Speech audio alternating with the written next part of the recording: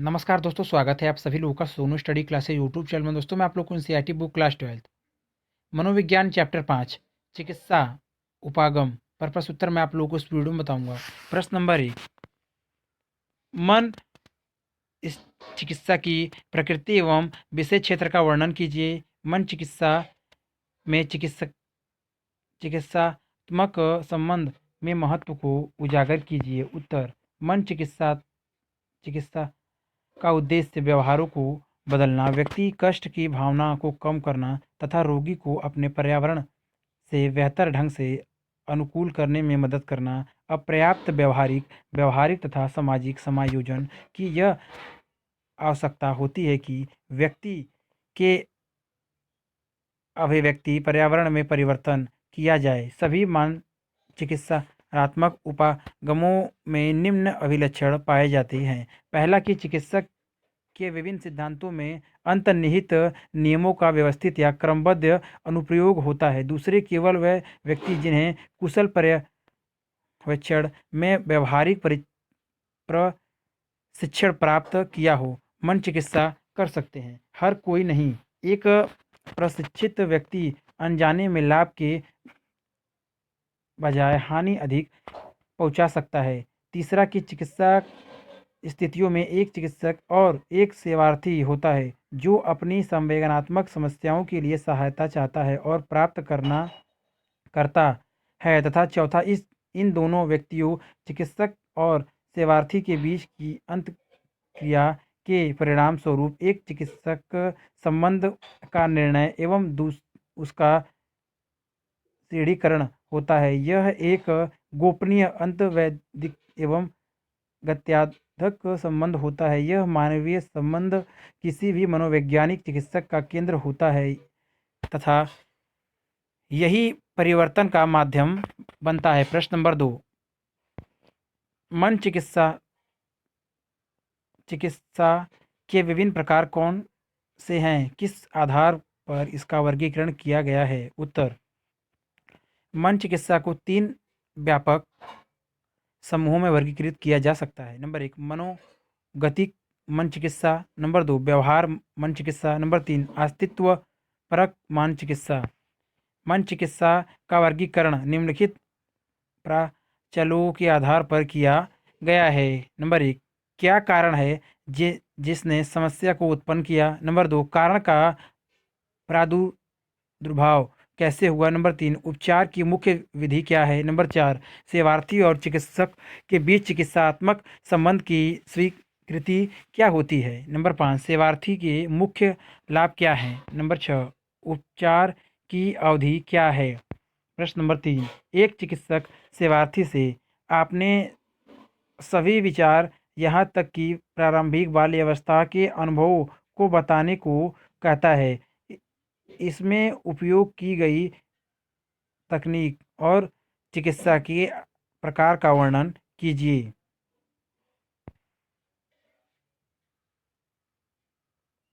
उत्तर, मनोगतिक चिकित्सा में बाल्यावस्था की असृप्ति इच्छाएं तथा बाल्यावस्था के अनसुलझे भय अंतरणों दौड़ को उत्पन्न करते हैं। मनोगतिक चिकित्सा मुक्त साहचर्य विधि और स्वप्न को बताने की विधि का उपयोग सेवार्थी की भावनाओं और विचारों को प्राप्त करने के लिए करती है। इस सामग्री की व्यवस्था सेवार्थी के सक्षम की जाती है ताकि इसकी मदद से वह अपने संबंधों का सामना और समाधान कर अपनी समस्याओं पर विजय पा सके। मनोगतिक चिकित्सा संवेदात्मक अंतर्दृष्टि को महत्वपूर्ण लाभ मानती है जो सेवार्थी उपचार विकी के द्वारा प्राप्त करता है। संवेगात्मक अंतर्दृष्टि तब उपस्थित मानी जाती है तब जब सेवार्थी अपने दब्दों को बौद्धिक रूप से समझता है, दब्दों को संवेगात्मक रूप से स्वीकार करने में असमर्थ होता है और दब्दों की ओर अपने संवेगों को परिवर्तित करने में समर्थ होता है। मनोगतिक उपागम, अतः मनोदव को मनोवैज्ञानिक विकारों का मुख्य कारण समझता है। अतः उपचार में पहला चरण इसी अंडरवंद को बाहर निकालना है। मनोविश्लेषण ने अंत मनोदंड को बाहर निकालने के लिए दो महत्वपूर्ण विधियों, मुख्य साहचर्य विधि तथा स्वप्न व्याख्या विधि का आविष्कार किया। मुक्ति साहचर्य विधि में चिकित्सा संबंध स्थापित हो जाने के बाद सेवा थी आरोग्य महसूस करता है, तब चिकित्सक उसे जाने को कहता है और अपनी आँखों को बंद करने के बाद बिना किसी काट छाट अपने मन में आ रहे विचारों को बताने को कहता है। इसी विधि को मुक्त साहचर्य विधि कहते हैं। चूंकि चिकित्सक बीच में हस्तक्षेप नहीं करता, इसलिए विचारों को मुक्त प्रवाह अचेतन मन की इच्छाओं को दंडवत को अह द्वारा दमित किए जाने को वह सचेत मन से प्रकट होने लगते हैं। प्रश्न नंबर 4, व्यवहार चिकित्सा में प्रयुक्त विभिन्न तकनीकों की चर्चा कीजिए। उत्तर, व्यवहार चिकित्सा का मानना है कि मनोवैज्ञानिक कष्ट दोषपूर्ण व्यापार प्रतिरूपों या विचार प्रतिरूपों के कारण उत्पन्न होते हैं। अतः इसका केंद्र बिंदु सेवार्थी में विद्यमान व्यवहार और विचार होते हैं। इसका अतीत केवल इसके दोषपूर्ण व्यवहार और विचार प्रतिरूपों की उत्पत्ति को समझने के संदर्भ में महत्वपूर्ण होता है। अतीत को फिर से सक्रिय नहीं किया जाता, वर्तमान में लेकर दोषपूर्ण प्रतिरूपों में सुधार किया जाता है। नंबर 1, निषेधात्मक प्रबलन का तात्पर्य वांछित अनुक्रिया के साथ संलग्न एक ऐसे परिणाम में है जो कष्टकर या पसंद न किए जाने वाला हो। उदाहरण, एक अध्यापक कक्षा में शोर मचाने के लिए एक बालक को फटकार लगता है, यह निषेधात्मक प्रबलन है। नंबर 2, विमुखी अनुबंधन का संबंध अवांछित अनुक्रिया के विमुखी परिणाम के साथ पुनरावृत्त साहचर्य से है। उदाहरण के लिए, एक मध्य व्यसनी को बिजली का एक हल्का आघात दिया और जाए और मध्य सेधने को कहा जाए। ऐसे पुनरावृत्ति युग्मन के मंद की गंध उसके लिए अरुचिकर हो जाएगी, क्योंकि बिजली के आघात की पीड़ा के साथ इसका साहचर्य स्थापित हो जाएगा और व्यक्ति मंद छोड़ देगा। नंबर 3, यदि कोई अनुकूली व्यवहार कभी कभी ही घटित होता है तो इन न्यूनता को बढ़ाने के लिए सकारात्मक प्रचलन दिया जाता है। उदाहरण के लिए, यदि एक बालक गृह कार्य नियमित रूप से नहीं करता तो उसकी माँ नियम समय गृह कार्य करने के लिए सकारात्मक प्रबल के रूप में बच्चों को मनपसंद पकवान बना कर दे सकती है। मनपसंद भोजन का सकारात्मक प्रबल उसके नियम समय पर गृह कार्य करने के व्यवहार को बढ़ाएगा। व्यवहारात्मक समस्याओं वाले लोगों को कोई वांछित व्यवहार करने पर हर बार पुरस्कार के रूप में एक टोकन दिया जा सकता है। यह टोकन ग्रहहीन किए जाते हैं और किसी पुरस्कार से इसका विनिमय यो आदान प्रदान किया जाता है। प्रश्न नंबर 5, उदाहरण सहित व्याख्या कीजिए कि संज्ञानात्मक विकृति किस प्रकार घटित होती है। उत्तर, संज्ञानात्मक चिकित्सा आरन वेग की है। दुश्चिता या अवसाद द्वारा अभिलक्षित मनोवैज्ञानिक कष्ट संबंधित उनके सिद्धांत के अनुसार विचार परिवार और समाज द्वारा दिए गए बाल्यावस्था में दिए गए अनुभव मूल अनवितीय योजना या तंत्र के रूप में विकसित हो जाते हैं, जिसमें व्यक्ति के विश्वास और क्रिया के प्रतिरूप सम्मिलित होते हैं। इस प्रकार एक सेवार्थी जो बाल्यावस्था में अपने माता पिता द्वारा उपेक्षित था, एक ऐसा मूल्य स्कीमा विकसित कर लेता है। मैं वांछित हूँ। जीवन काल के दौरान कोई निर्णय का घटना उसके जीवन में घटित होती है। विद्यालय में सबके सामने अध्यापक के द्वारा हंसी उड़ाई जाती है। यह निर्णय घटना उसके मूल स्कीमा में वांछित हूँ को क्रियाशील कर देती है, जो नकारात्मक स्वचालित विचारों को विकसित करती है। नकारात्मक विचार सतत अविवेक की विचार होते हैं, जैसे मुझसे कोई प्यार नहीं करता, मैं बुरा हूँ, मैं मूर्ख हूँ। इस नकारात्मक स्वचालित विचारों में संज्ञानात्मक विकृति आने लगती है। संज्ञानात्मक विकृति चिंतन के ऐसे तरीके हैं जो सामान्य प्रकृति के होते हैं, किंतु वह वास्तविकता को नकारात्मक तरीके से विकृत करते हैं। प्रश्न नंबर 6, कौन सी चिकित्सा सेवार्थी को व्यक्तिगत समृद्धि चाहने एवं अपनी संभाव्यताओं की सिद्धि के लिए प्रेरित करती है? उन चिकित्साओं की चर्चा कीजिए जो इन सिद्धांत पर आधारित है। उत्तर: मानवतावादी अस्तित्वरक चिकित्सा की धारणा है कि मनोवैज्ञानिक कष्ट व्यक्ति के अकेलेपन, विसंबंधी तथा जीवन का अर्थ समझने और यथार्थ संतुष्टि प्राप्त करने में योगदान की भावनाओं के कारण उत्पन्न होते हैं। मनुष्य व्यक्तिगत समृद्धि एवं आत्मसिद्धि की इच्छा तथा संवेदनात्मक रूप से विकसित होने की सहज आवश्यकता से प्रेरित होते हैं। जब समाज और परिवार के द्वारा ये आवश्यकता संबंधित की जाती है तो मनुष्य मनोवैज्ञानिक कष्ट का अनुभव करता है।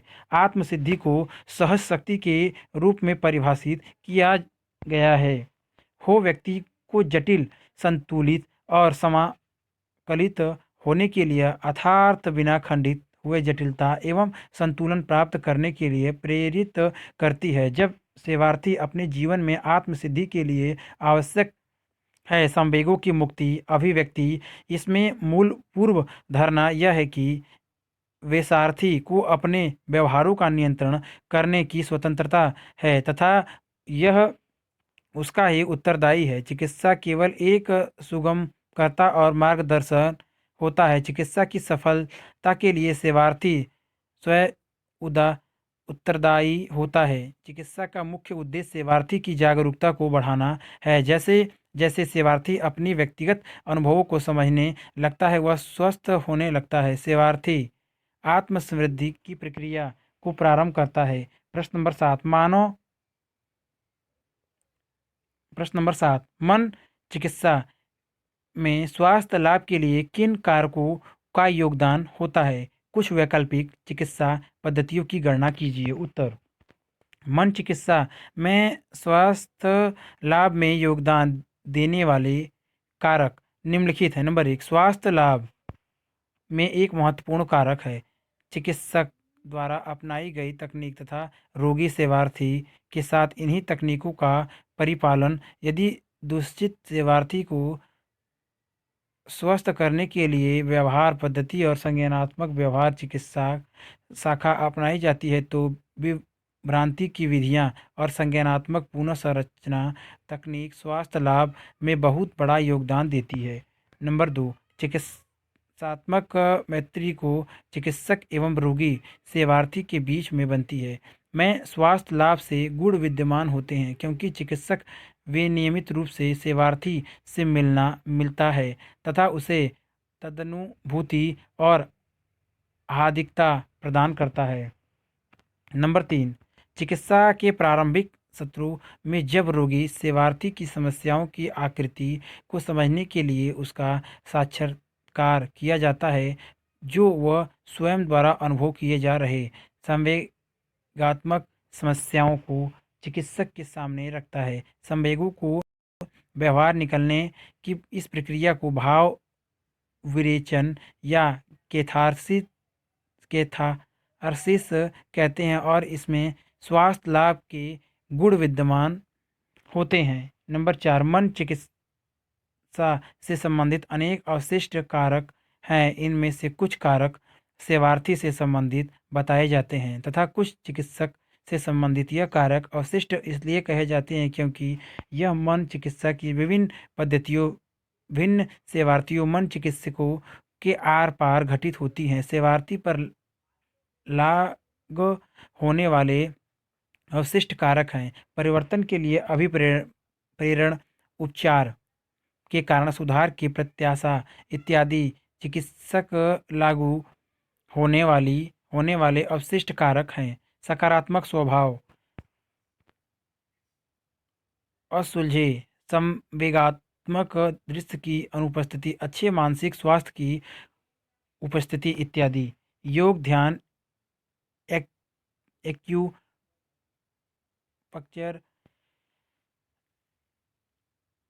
वनो वनौषधि उपचार आदि वैकल्पिक चिकित्साएं हैं। योग एक प्राचीन भारतीय पद्धति है जिसे पतंजलि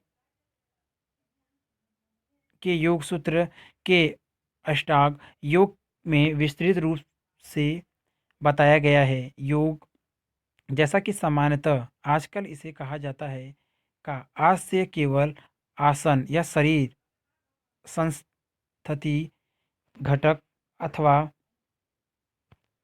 श्वसन अभ्यास अथवा किसी वस्तु या विचार या किसी मंत्र पर ध्यान केंद्रित करने के अभ्यास से है।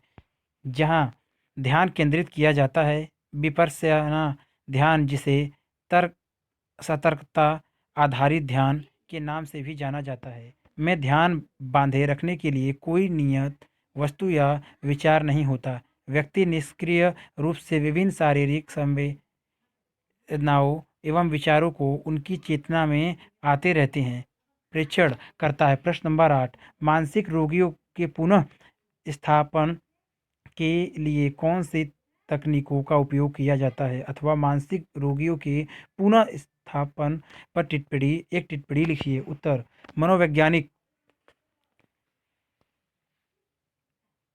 विकारों के उपचार के दो घटक होते हैं अर्थात लक्षणों में कमी आना तथा क्रियाशीलता के स्तर में सुधार लाना। मनोविकलता जैसे गंभीर मानसिक विकारों के लक्षणों में कमी आना जीवन की शुद्ध जीवन की गुणवत्ता में सुधार से संबंधित नहीं हो सकता है। कई रोगी नकारात्मक लक्षणों से ग्रसित होते हैं जैसे काम करते करते दूसरे लोगों के साथ में अभिरुचि तथा अभिप्रेरणा का अभाव तथा इसके रोगियों को आत्मनिर्भर बनाने के लिए पुनः स्थापना की आवश्यकता होती है। पुनः स्थापना का उद्देश्य रोगी को सकल बनाना होता है जिससे जितना संभव हो सके वह समाज का एक उत्पादक सदस्य बने। पुनः स्थापना में रोगियों का व्यावसायिक चिकित्सा सामाजिक कौशल प्रशिक्षण तथा व्यावसायिक प्रशिक्षण दिया जाता है। व्यावसायिक चिकित्सा में रोगियों को मोमबत्ती बनाना, कागज की बनाना और कपड़ा बुनना सिखाया जाता है जिससे वे एक कार्य अनुशासन बना सकें। भूमिका निर्वाह, अनुकरण और अनुदेश के माध्यम से रोगियों को सामाजिक कौशल प्रशिक्षण दिया जाता है जिससे कि वह अंत व्यक्ति कौशल विकसित कार्यों में सुधार लाने के लिए दिया जाता है। जब रोगी में पर्याप्त सुधार आ जाता है तो उसे व्यवहारिक प्रशिक्षण दिया जाता है जिसमें उत्पादक रोजगार प्रारंभ करने के लिए आवश्यकता कौशलों के अर्जन में उसकी मदद की जाती है। प्रश्न नंबर 9, छिपकली तेलचट्टा के दुर्वितीय भय पर सामाजिक अधिगम सिद्धांतकार किस प्रकार स्पष्टीकरण करेगी। इसी दुर्विधि का एक मनोविश्लेषण किस प्रकार स्पष्टीकरण करेगा। उत्तर, छिपकली तिलचट्टा आदि के होने वाले भय को दुर्विधि कहते हैं। जिन लोगों को दुर्विधि होती है उन्हें किसी विशिष्ट वस्तु, लोग या स्थितियों के प्रति अविवेकी या अवर्ग भय होता है। यह बहुधा दुश्चिंता विकार से उत्पन्न होती है। दुर्विता या अविवेकीय भय के उपचार के लिए वोल्फ द्वारा प्रतिपादित क्रमित क्रमित विषवेदनीकरण एवं एक तकनीक है। छिपकली तेलचट्टा के ध्रुवीय भय वाले व्यक्ति का साक्षात्कार मनोविश्लेषण भय उत्पन्न करने वाली स्थितियों को जानने के लिए किया जाता है तथा सेवार्थी के साथ साथ चिकित्सक भय उत्पन्न करने वाले उद्दीपकों का एक पदानुक्रम तैयार करता है तथा सबसे नीचे रखता है। मनोविश्लेषण सेवार्थी को विभ्रांत करता है और सबको कम दुश्चिंता उत्पन्न करने वाली स्थिति के बारे में सोचने को कहता है। सेवार्थी से कहा जाता है कि जहाँ सा भी तनाव महसूस करने एवं करने पर भयानक स्थिति के बारे में सोचना बंद कर दे। कई स्रोतों के पश्चात सेवार्थी विश्रांति की अवस्था बनाए रखते हुए तीव्र भय उत्पन्न करने वाली स्थितियों के बारे में सोचने में समर्थ हो जाता है। इस प्रकार सेवार्थी छिपकली या तिलचट्टा के भय के प्रति विसंवेदनशील हो जाता है। जहाँ अन्योन्य प्रावरोध का सिद्धांत क्रियाशील होता है, पहले विश्रांति की अनुक्रिया विकसित की जाती है, तत्पश्चात धीरे से दुश्चिंता उत्पन्न करने वाले दृश्य की कल्पना की जाती है और विभ्रांति से दुश्चिंता पर विजय प्राप्त की जाती है। इसके अतिरिक्त मनोविश्लेषण सौम्य बिना धमकी वाले किंतु सेवार्थी के ध्रुवीति भय का खंडन करने वाले प्रश्न करता है। यह प्रश्न सेवार्थी को ध्रुवीति भय की विपरीत दिशा में सोचने को बाध्य करते हैं, जो दुश्चिंता को घटाती है। सामाजिक अधिगम सिद्धांतकार सामाजिक पक्षों को पर्यावरण परिवर्तन द्वारा स्पष्ट करेगा। प्रश्न नंबर 10, क्या विद्युत आक्षेपी चिकित्सा मानसिक विकारों के उपचार के लिए उपयुक्त की जानी चाहिए? उत्तर, विद्युत आक्षेपी चिकित्सा जैव आयुर्विज्ञान चिकित्सा का एक दूसरा प्रकार है। इलेक्ट्रोड द्वारा बिजली के हल्के आघात रोगी के मस्तिष्क में दिए जाते हैं, जिससे आक्षेप उत्पन्न हो सके। जब रोगी के सुधार के लिए बिजली के आघात आवश्यक समझे जाते हैं, तब तो यह केवल मनोरोग विज्ञानी के द्वारा ही दिए जाते हैं। विद्युत आक्षेपी चिकित्सा एक नियमित उपचार नहीं है और यह तभी दिया जाता है जब दवाएं रोगी के लक्षणों को नियंत्रित करने में प्रभाव नहीं होती। मुझे ऐसा लगता है कि जब तक दवाओं से रोग को ठीक किया जा सकता है, तब तक यह प्रयोग में नहीं लाया जाना चाहिए। लेकिन जब रोग की दशा बिगड़ने लगे और विद्युत का प्रयोग करना आवश्यक हो जाए, तो डॉक्टर के निगरानी में सीमित बिजली के झटके दिए जाने चाहिए और रोगी को ठीक करना चाहिए। प्रश्न नंबर 11, किस प्रकार की समस्याओं के लिए संज्ञानात्मक व्यवहार चिकित्सा सबसे उपयुक्त मानी जाती है? उत्तर, मन चिकित्सा की प्रभावित एवं परिणाम पर किए गए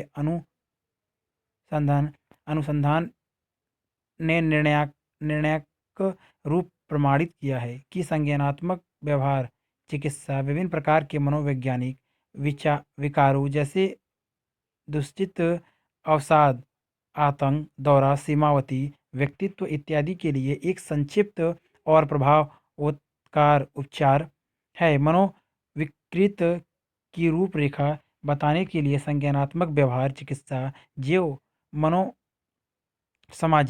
उपागम का उपयोग करती है। यह संज्ञानात्मक चिकित्सा को व्यवहारपरक तकनीकों के साथ संयुक्त करती है। अगर वीडियो अच्छी लगी तो वीडियो को लाइक करें, शेयर करें, कमेंट करें और नेक्स्ट वीडियो के लिए चैनल को सब्सक्राइब जरूर करें। Thank you for watching.